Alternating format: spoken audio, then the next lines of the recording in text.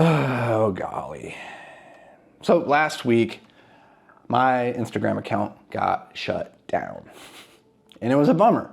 It was very frustrating because I couldn't understand what was going on. It's a very strange feeling. Over the years, we've posted probably 500 unique pieces of content to Instagram.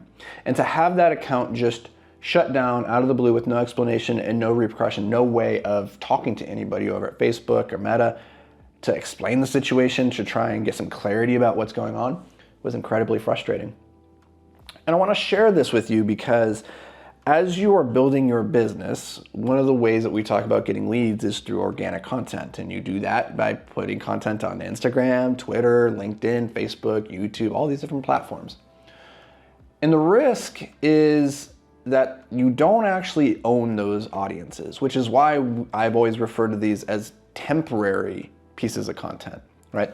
This is temporary content and evergreen content. But the goal is to drive people towards our owned media.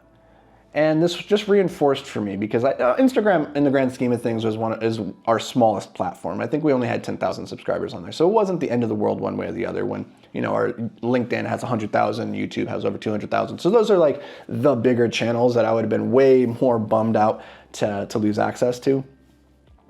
But it still kind of hurt on Instagram to lose that. And what I realized is that if that had been my sole means of, lead generation for a business, I would be in a lot of trouble right now. And in fact, for escape climbing back in 2017, Instagram was our primary lead gen source. I think to this day, we only have maybe 9,000 subscribers or followers on Escape, but it alone contributed to probably, I would say, 40% of our overall sales, which would have been just over like $1.5 million.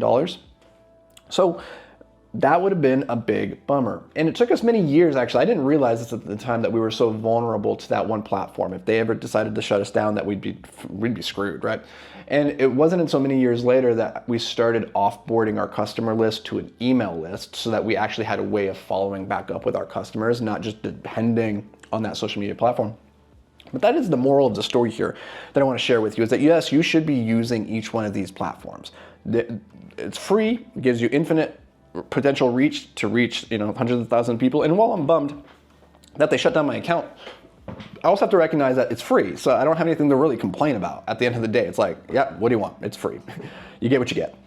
But you should be using that audience, that attention that you're attracting on those platforms, and be thinking, how can I drive that traffic to my owned media? That being your website, to your email list. You want to collect your audience's information as much as possible so that you have a way to reach out to them, to continue that relationship that isn't dependent on the whims and the whimsy of these different social media platforms, which sometimes, even if they don't ban you or shut you down, if they decide to change the algorithm, which we are seeing right now on LinkedIn and on Twitter, we're seeing a massive algorithm change from what it used to be, which was more intent focused, to now more interest focused. What that means is it used to be, oh, I like your content, Anthony, I'll follow you on Twitter. And then Twitter says, okay, you chose to subscribe or engage with this content, and so I'm going to give you more of this person's content.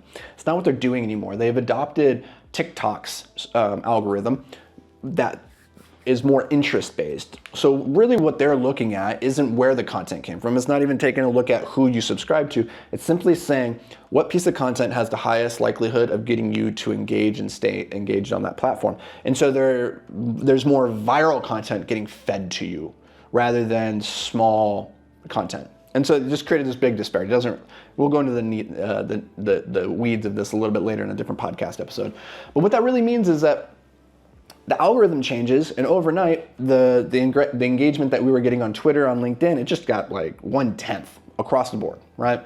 And that happens. That happens all the time. And so you need to be thinking, how do I diversify? How do I build a resilient, anti-fragile business that lead mechanism isn't dependent on a single platform? And the way that you do that is whenever you're putting out this content, to be thinking, how can I use this to drive attention back to the media that I own? How can I use this to capture that attention through lead magnets, through different offers or whatever, what have you? But you need to be building out your email list. That's really the moral of the story here. Now, we did end on a good note. So our Instagram got shut down, but we did get it back. So neat. It's really interesting actually, because I wasn't the only person that this happened to last week. Cody Sanchez also had her account. Hers was hacked, so it was a very different situation. But again, same result, which is that your account shuts down and you can't get access to it, and that really sucks. It feels bad. In her context, that's a little bit worse because somebody was being malicious and jumping in there and trying to take advantage of her audience, which is a real bummer. But this happens. It happens more often than not. And so you really need to be thinking about, how can I build a resilient business that isn't dependent on one platform or the other platform, and thinking about the funnel cohesively as a whole, not just as that one thing being the entire strategy. So if you're overly dependent on a single platform at this moment, I highly recommend that you diversify and that you really start thinking about, how do I create that funnel that drives people towards my own media.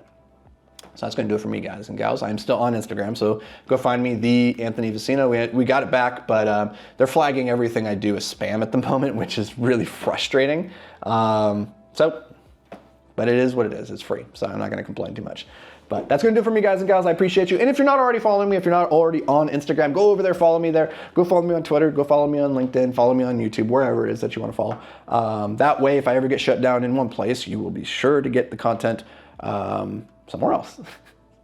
So make sure that you subscribe to the channel, subscribe to wherever you're listening to this, if that's on Apple or Spotify or whatever. And that would mean the world to me, guys and gals. So that'll do it for me. I'll catch you in the next episode. But until then, stay hyper-focused, my friends.